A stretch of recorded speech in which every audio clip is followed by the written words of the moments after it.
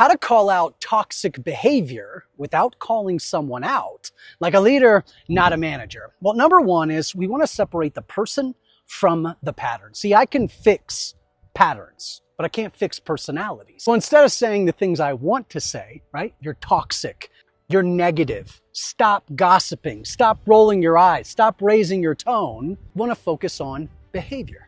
Right? That behavior kills collaboration. And I'm going to drop my tone and talk to them just like this, with facts over feelings. When that comment was made, it shuts down ideas. And that's more about awareness. But that's emotional intelligence 101.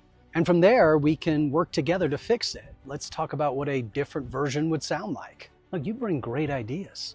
It's the tone in those moments that's costing you credibility. Right? So we focus on a specific pattern, knowing that there's good intent, and we support them through it, right? I know that's not your intent. That's why we're having this conversation. That's why I'm being honest and open with you, because the impact lands differently. As a manager, I'm labeling people, but as a leader, I'm clarifying patterns to help build that self-awareness and emotional intelligence. Number two is we want to address the room, not the rumor.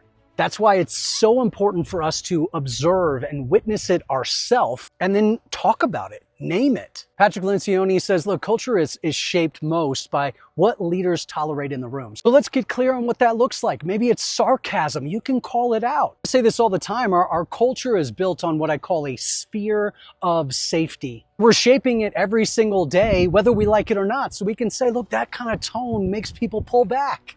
Right? It shows the impact, and we don't want that here. We want a place of collaboration and a judge-free zone. That's what we have talked about. And it's more of a we conversation than a you conversation.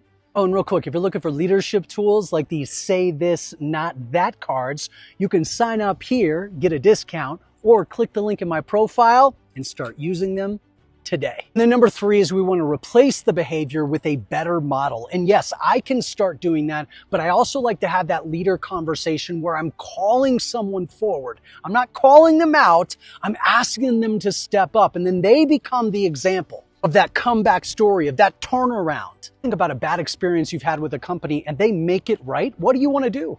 You want to evangelize. You want to tell everyone about that. So when we have that conversation, not confronting, not calling them out, but believing in them and co-creating a way forward, they become the champions of the new culture. Look, leadership is not a title, right? It's a fire. And we have the opportunity to ignite it, not only in ourselves, but in others.